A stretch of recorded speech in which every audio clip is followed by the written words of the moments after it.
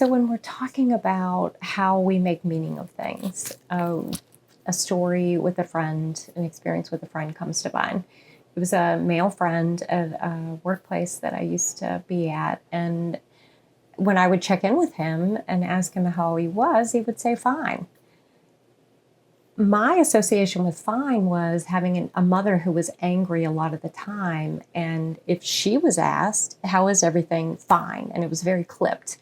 And so finally I said to him, what do you mean by fine? Because this is the framework I have for that. And he's like, if I tell you I'm fine, I'm fine. I'm actually okay. And so that was a relationship about us. I didn't have to tell him the story about my mom. I did, but that understanding of we have these constructs in our minds and that's what that means.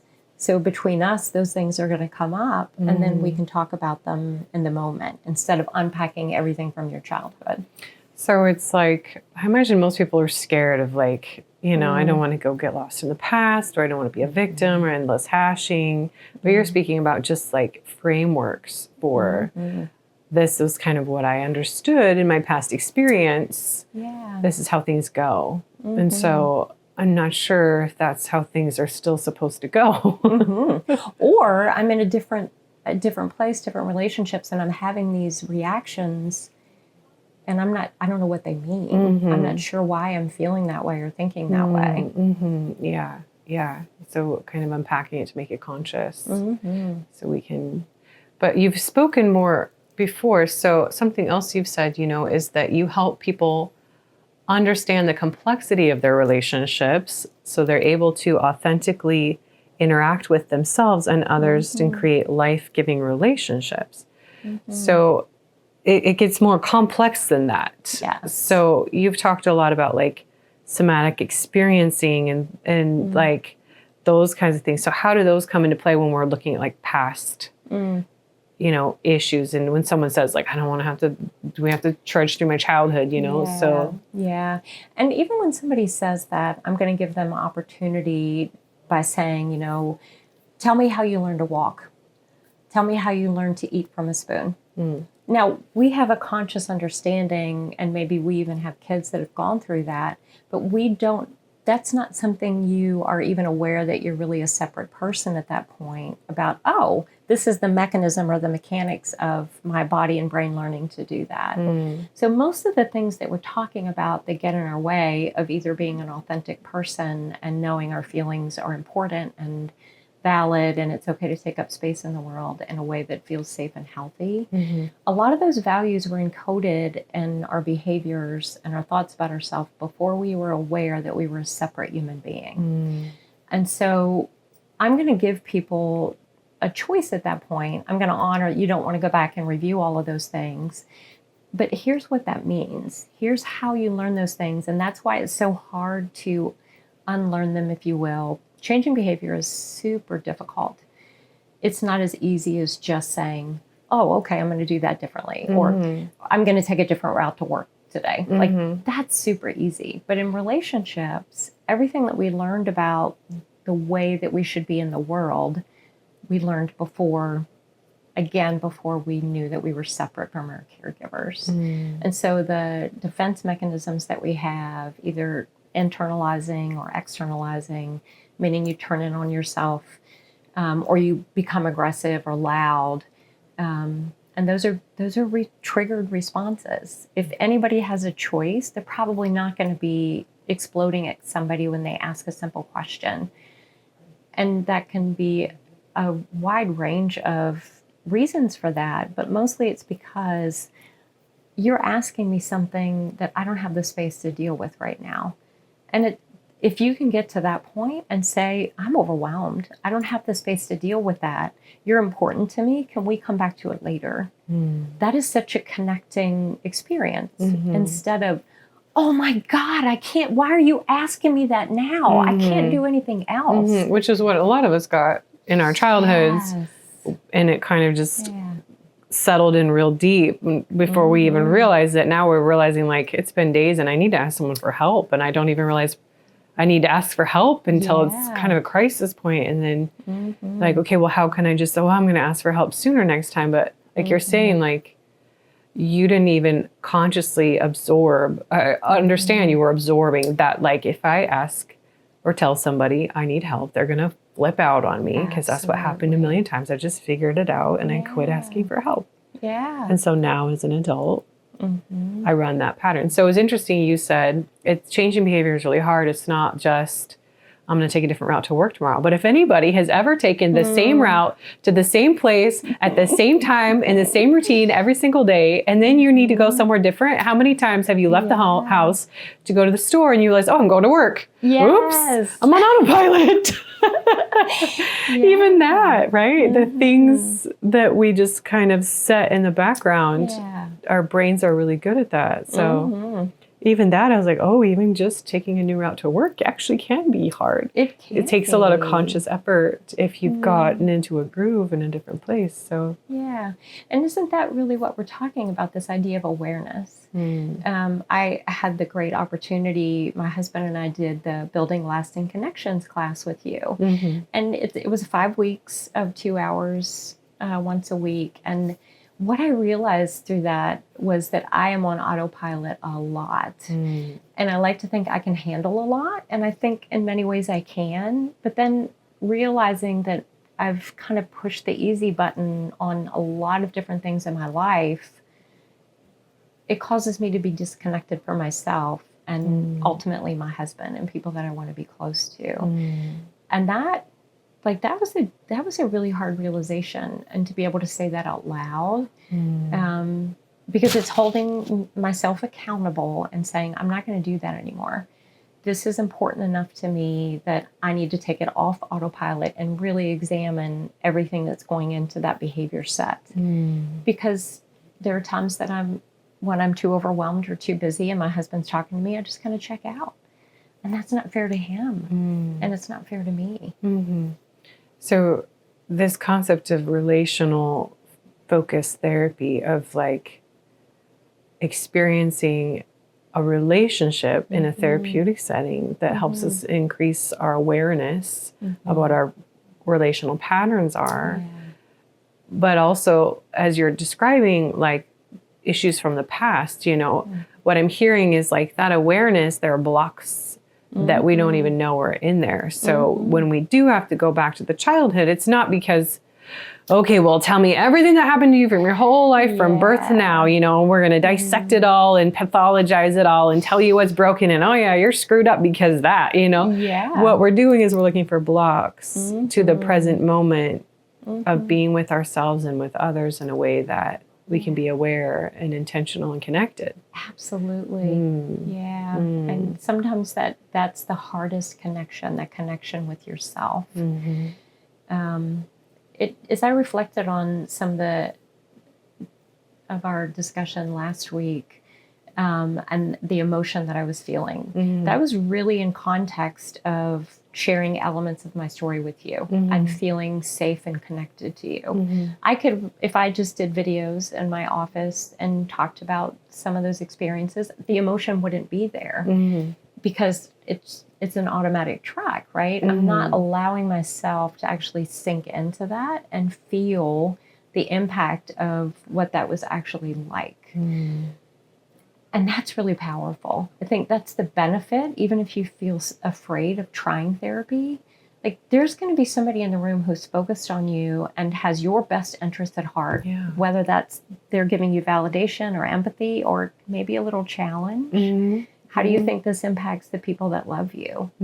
It's happening with me here, and this is what's coming up for me. Right. Yeah. So we can always make those bridges. And it really is about connecting with yourself, letting yourself feel what it's like in that moment to realize whatever it is. That's so interesting you say that, because I've heard so many times just very recently from people who are like, well, I just need tools. I just need tools. Like I recognize I have feelings, but I just need tools to manage them. And it's almost like they're saying, I just want the feels to go away. Yeah. And then I'll be fine. And then I'll be good. But what you're saying is like, actually the relationship is designed to help you feel. Yeah. And that makes sense, I guess, right? Because we all want to enjoy those good, happy, connected, I'm feeling so inspired by you, or so supported by you, or so held by you, or so joyful with you, or, you know, I'm grateful, I'm loving the partnership we have, or I'm, you know, with our children or our pets even, like, oh, you're so precious, I love, but we can get so busy, like you said, in autopilot, even in caregiving roles and behaviors where we're really just busy, so we're not feeling. Yeah. So that's so interesting. What you're saying about relationships, that it's not just another tool. I mean, I guess you could look at it as a tool, but it's the point is to feel in relationship. Absolutely. Sometimes it's kind of uncomfortable though. It absolutely is. And scary. Yeah, because you are taking a big risk to be open and vulnerable. And I think I shared with you a while ago that when I start to feel overwhelmed, I go into task mode. I want to be able to check things off so that I have some emotional capacity or space. And that's confusing for people because when I'm not in that space, then people will say, you're very empathetic, you're very warm, you make me feel safe and accepted. And then I'm not letting you know about that transition of, whoa, I am managing all of these things right now, keeping all these balls up in the air. I don't have time to connect. I'm not even connected with myself right now. Yeah. And it's so important for me to recognize that and just say it. I have so much stuff going on right now. I can't do the relational work, relate with you in a way that's really important to me. This is just a short season and I'm going to be back to you. And that's me tending relationships and saying, you're really important to me and you're going to notice this, but we're going to talk about it. Right. And, you know, and I guess as far as like, speaking of like the concept of tools, like what tools can I use to manage emotion or whatever, that sounds though like a very relational tool. Yeah. Because if you're anything like me, when I'm in that overwhelmed task mode and I'm like, oh, please don't come and need one more thing from me or take more of my time away from these tasks, you know, even though I care for you, like I like our connection, but I will feel stressed out the whole time. Yeah. But it's a way to be able to say like, I am feeling right now overwhelmed and I will come back to this relationship. So I don't have to, like for me, it takes off the burden of I have to be perfect. Yeah. I have to relate to you and I have to get my task list done. And I have to make sure I don't hurt your feelings. And I have to make sure that nobody notices that I'm stressed. And I have to make sure, you know, blah, blah, blah, then it's even more on my plate. But if I can just acknowledge I'm feeling really overwhelmed and I will come back to you in a little bit, then that person's like, oh yeah, I totally get it. I'll give you, how much time do you need? Absolutely. Do you need a sign on your door that says do not disturb? Like, we get it because we know you'll come back out when you're done, you know? So then everybody's like, whew, okay. And maybe even it would turn into like a, what else can I take off your plate? Right. Right. Yeah. And you have to practice having that dialogue with yourself and others. And in order to have the dialogue, you need to be connected with yourself. Yeah. It just made me think too, Megan, about early in my career, I would talk to people about repressing things, not feeling even. So when we cut ourselves off from ourselves and we go into this projection that we think other people need or want to see, we kind of lose the capacity. You were just talking about a lot of positive emotions, but it's not like we get to pick and choose. I'm going to have all happy joy. If you repress your emotions, you repress your emotions. And one of the ways I would talk with people that brings up such a visceral experience is just being at the pool with the beach ball. And probably everyone has done this, but hold that ball down under the water. You lock your arms and you hold it, and then your arms are getting tired and it's starting to slip around, and eventually it pops up. And it like pops. It pops. Yeah. The harder you've pushed it, further you pushed it down, the higher it's going to pop up. And that when that ball is starting to pop, either when you're losing control or when it's way up in the air and everybody sees that you haven't been able to manage this, that's typically what brings people into therapy. So you're in a lot of distress. Crisis. Yeah.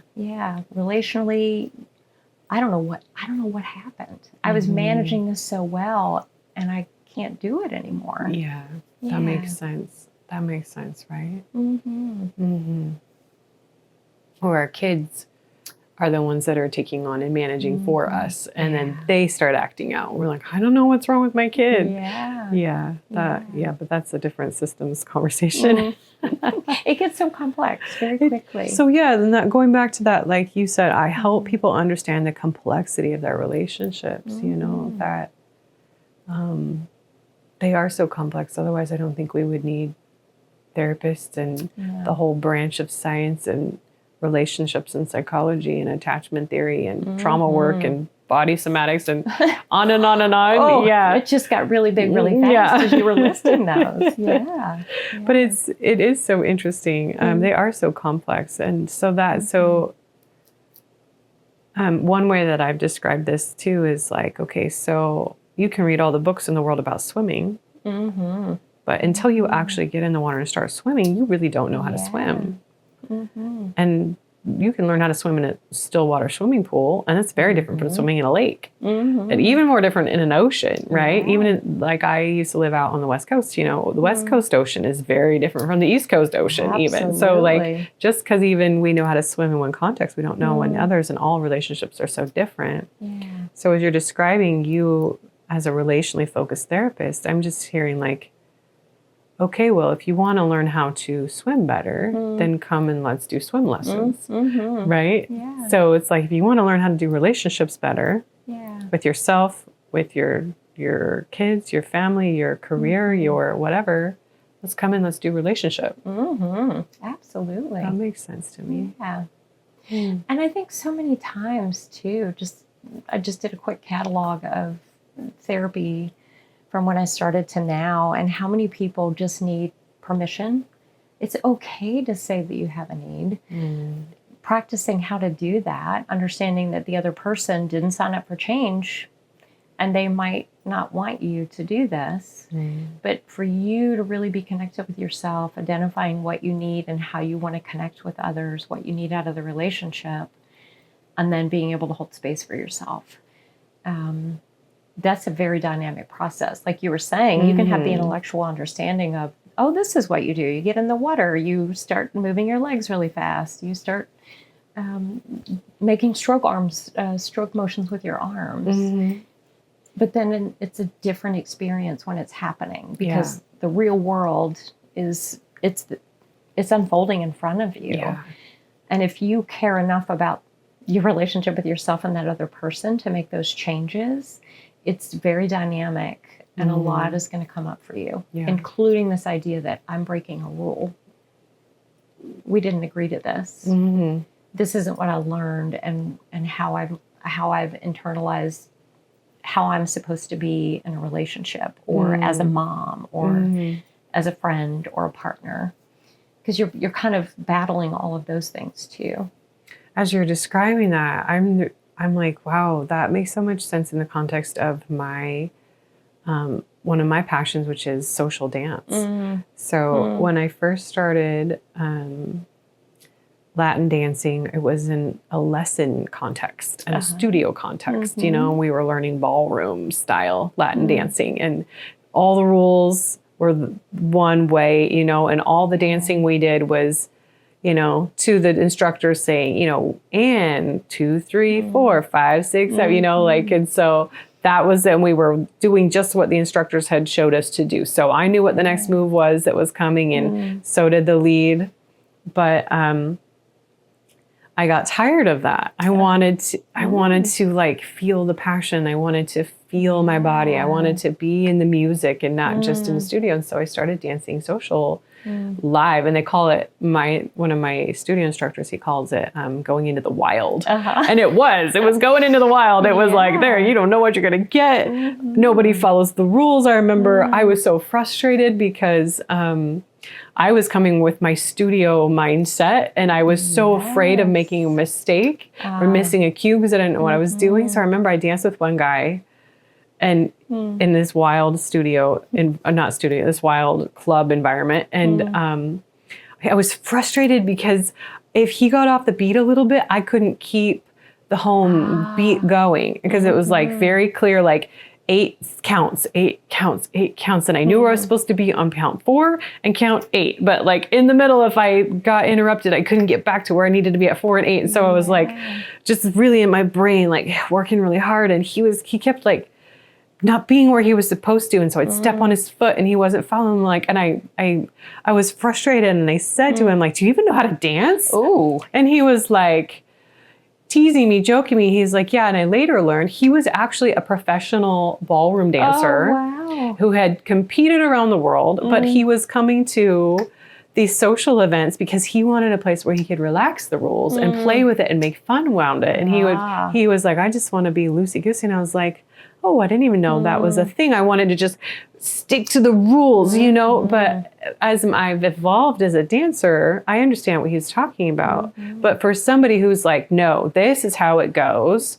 1, 2, 3, 4, 5, you know, we're not going to be great dance partners. We're going to be frustrated. We're going to be knocking heads. We're going to step on each other's toes. So that makes so much sense what you're saying. Like if your childhood, like this is the dance of relationship. Yeah. And then we get into different relationships, different settings. Like you don't follow the rules. I'm going to get mad at you till you follow the rules because I don't know what else I'm doing if you don't fall in line to how I know this is how it works. But then we all know everybody dances a little different. And if we only want to dance with one single person our whole life, no friendships, no colleagues, no ability to be adaptive at any, you know, we have to expand out. We got to practice relationships. Yeah. And what was so important there is the reaction that you had. Do you even know how to dance? You were a little angry, right? So you made space for yourself. And then you had a dialogue about it. Oh, he does know how to dance. I'm a little embarrassed now. I was so embarrassed. Yeah. I was like, oh my gosh. My assumptions were just... But it's so interesting, right? When we're feeling really insecure. Yes. And things are outside of our understanding. We want to control by, let's bring you right back to what I understand and do things the way I expect them to be. And so that's a different tangent, but yeah. Well, I think it's related to that pushback, right? Yeah, right. I thought we had a contract about this and now you're doing something different. I don't know what to do with that. Right. And I don't have the internal resources or flexibility yet to be able to be like, oh, I'm curious about this. I just wanted to go back to how it was. Yeah. And no, isn't that like you were saying, going back to what you're saying, like people usually get into therapy because there's some kind of a crisis point. Yeah. The rigid rules that I learned that are supposed to work aren't working anymore. And I don't know why. And I don't know how to change this. Yeah. I don't know how to respond different. I don't know how to understand what the other person is doing. I'm just totally like at a loss here. Yeah. Or even you're having a hard time understanding what you are doing. Because we hear this so many times. People will come to therapy and it makes me think of a client that I've worked with, a very dear client for a long time. And in the first session, she was like a rah-rah cheerleader. And she was telling me all of these really impactful, hurtful things that she experienced, but there was a smile on her face and a lilt in her voice. And there's a disconnect. There was a big disconnect. Even inside of her. Yes. Yeah. And in that, we just talked a little bit about pacing in our group supervision. And I chose to just note that to her. I'm sitting here listening to these awful things that you experienced, and yet you're telling me with a smile on your face, like you're totally disconnected from what happened. And then she just started crying. I think she was disconnected from the crying too, but something there got in. I was able to say, I see you, and I see the cost that this has played, everything that it's taken from you in your life. Yeah. And you don't want to do that anymore. You can't keep doing that anymore. Yeah. So let's talk about maybe some ways that we can do things differently, at least in here, until it feels safe for you to show up and let yourself feel what that was like for you. Yeah. Yeah, that makes sense. Well, and that's so interesting. When I did my initial EFT couples training therapy work, and we watched some live couples work being done with our trainers, And then we would process it afterwards as the group, without the clients present. So the main trainer, his name was Ryan Reyna, he had this couple, and finally in the middle of session, one of the spouses started to open up about a really painful, deep wound. And the other spouse wasn't being compassionate or kind, was being like critical or judgmental. So Ryan really held space to, and modeled how to really hold and deepen. But he kept asking questions to deepen and deepen and deepen him into his pain. And all of us watching were like, what are you doing? Why do you keep asking questions to get this poor person to go even deeper into their pain? And what he was describing as we process afterwards later was, he's like, the problem wasn't whatever that person experienced that was painful, it's that they experienced it alone. So it may have seemed counterintuitive that I was pushing him to go deeper into his pain, because our instinct is to avoid pain at all costs, right? Yeah. And to avoid making other people feel their pain. Absolutely. Right? Or we don't say okay, I'll give you space, you know? But he was like, I wanted him. I didn't want him to feel pain, but I wanted him to have the healing experience of having someone with him in his pain, because that was what was going to unlock that frozen dynamic that they were playing around this pain that was distorting the relationship. And if you think about it in your body, if you have a pain happening in your body, every other system adjusts to compensate for that pain. And that's the same in a relationship dynamic, right? Yeah. We adjust, we adapt, we split parts of ourselves to not press on the other person's pain. When we ask them to do the same thing, that's kind of our contract, right? Yeah. But then we end up having an unmanageable experience. Yeah, because of that aloneness. Yes. Because when you're stuck in that pain and that emotional space, you're a lot of times disconnected from internal resources that you have. And while you were talking, Megan, it made me think about the idea when we're talking about attachment theory of miscuing. And when we have internalized these experiences that nobody is able to help us, or I need to move away from the pain, I'm kind of getting toward it and trying to share it to somebody, but I don't even know if I want to process it. And so you're sending conflicting messages to your partner. And of course, then they have all of their things that they learn to pack in around pain so that they don't have to feel it. And you're not connecting. You're not creating. One of the ways that, I'm just going to jump into a different way of describing it. In therapy, it's really a sacred space because getting close to those things brings up so much for somebody. Being alone. Why didn't somebody help to soothe me, especially when you were little? Why did somebody yell at me because I was upset?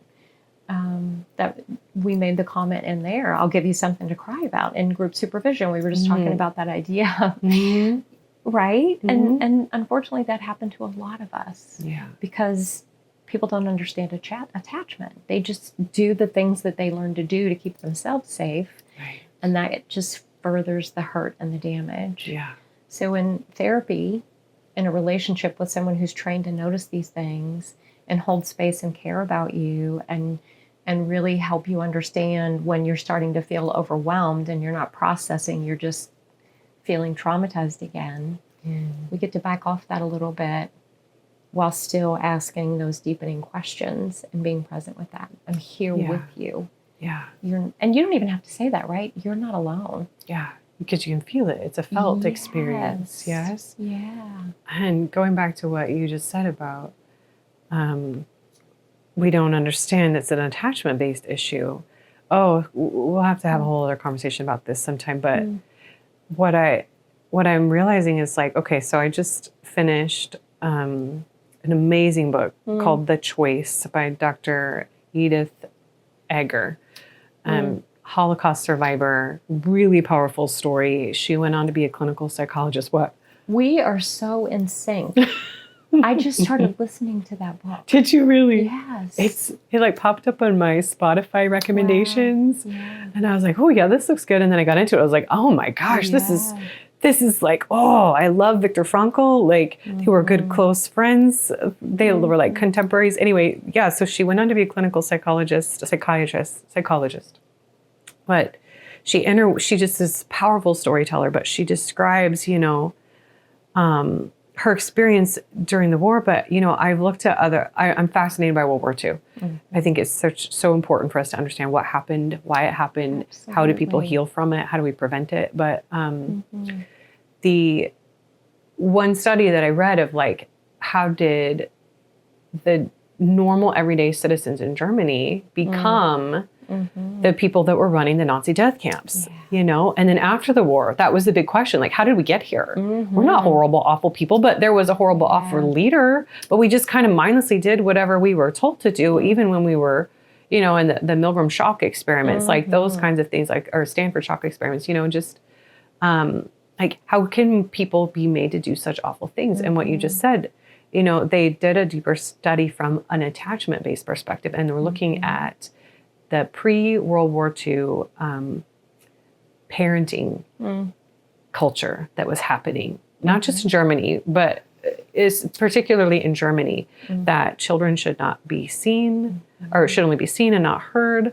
The violence that was perpetrated on children, the mindsets of the rigid schedules that children were put on. Like, your baby can only be fed every 4 hours, no matter what. So babies being left to scream, and just the wealth of extreme attachment disruption that was happening, and children that were splitting away from their needs, their inner world, their inner experiences, because that was their parenting. So it makes sense when a tyrant rose to power, they're feeling the shame from World War I. There's a lot of emotional pain, and globally we don't understand attachment either. So as a country, Germany just being shamed so hard, it makes sense that they would follow somebody with these ideas and ideology and just fall into line and align with whatever he said, because that's what was happening in their homes already. Absolutely. They were conditioned for that. Right? Yeah. And so when you say we really don't understand attachment, like, that's like, we really don't understand attachment, when we're looking at our current systems and the problems with family courts. We're looking at the school to prison pipeline. We're looking at all of the injustices and isms in the world. What we're really looking at in so many ways is we don't understand attachment. No. We don't know how to give it. We don't know how to heal it. We don't know how to repair it. No. We don't have language for it. Right. We don't know how to recognize when it's at play and it's the root issue. We deal with the surface issues, the tools, the tricks. So I'm just hearing just even how more powerful that is to, okay, come into a therapeutic space where we've been trained to do relationship, to unpack broken ones, to put things back together, to reconnect you with yourself, and all of the complexities of that. That was a lot. I talked for a long time. It was beautiful. It was beautiful. And you also, so that allows me to tie in the somatic experiencing. These things happen to us, and so we think this is the way that you're supposed to respond to the world. It's an automatic behavior set. We don't have language for it. And so if you can get in your body, and I even think about this for myself, again, back to our recording last week about being seen by you and feeling connected and how that brought up the emotion. So with somatic experiencing, just like being in your body and moving around, that's going to bring up a lot if you've been trained to, or you've even cut yourself off from your body because it wasn't safe to be there for whatever reason. Being in your body is going to bring up a lot of emotion. And we've been talking about different theories too. It makes me think of Peter Levine and his somatic experiencing, and some of his videos are so powerful. He works with little kids, and something as simple as touching a child on the back and watching the reaction that this baby has, and his taking his hand away and just saying, "You didn't like that."